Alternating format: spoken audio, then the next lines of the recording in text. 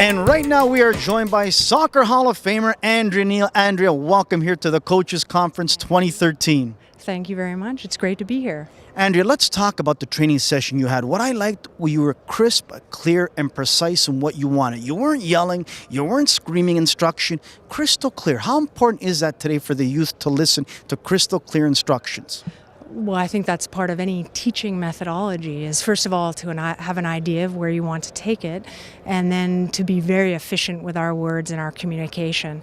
So if we tend to add too much complexity to things and really need to strip it down quite often, because it is a simple game that often we make it very complex.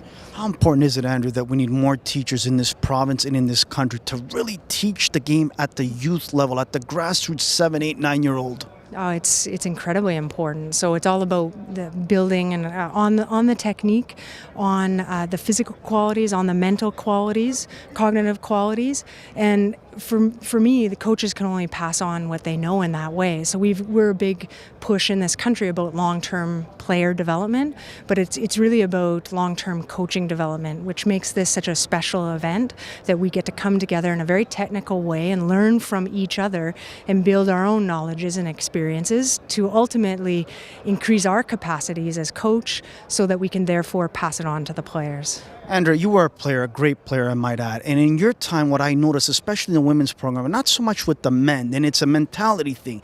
When it comes to the Canadians playing a friendly or an important World Cup qualifier, whatever it might be, I sense, again, we're too gentile, we're too soft, we're willing to pick up players. When are we going to get that mentality of the South American, the European, where we get the respect from the referee? How come this isn't taught and trained to the coaches to teach? You're talking about mindset and attitude. Well, I think first of all, we need to do as much as we possibly can as coaches to essentially take the qualities from one part of our brain, so the fore of our brain, and push them to other parts of our brains where it becomes automated and unconscious.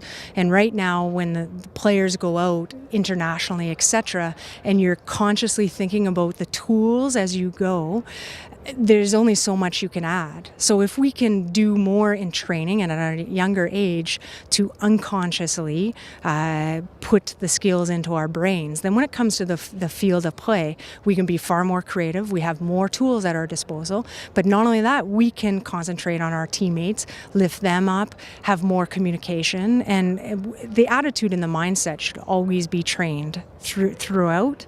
But I think it's a fact of we're sometimes demanding too much of our players without not equipping them with the proper tools. Well said. Last question is this, then we'll let you go to lunch. How do we motivate that player as young coaches when that player maybe isn't getting the playing time and that coach hasn't given the respect to that player that's on the bench continuously? How do we get them motivated in practice if already they've lost the confidence in us as coaches for not believing in them? Well, I think number one thing that we need to nurture, and so I'm using my experience as a player for having seen what I've seen over the years, and then my experiences in the last several years with the coaching, is that we need to nurture enthusiasm. If we crush that joy in a player, for whatever different reason, and we don't nurture it, the players are done. They're not going to listen in the same way. They're not going to have that same mindset.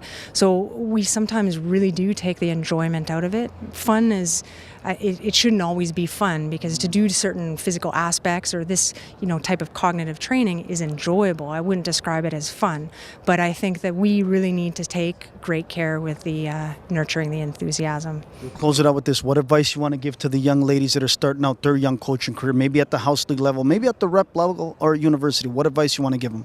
Well, I think that what has been very important to me in the last several years is not just working within my own silo, but talking to other people, learning from other people. What do you do in this case? How do you prepare your players for this type of opposition, or physically or technically in this way? So I think that when you sort of get off your own train tracks and you're able to communicate to other people, they can help to support your growth as a coach.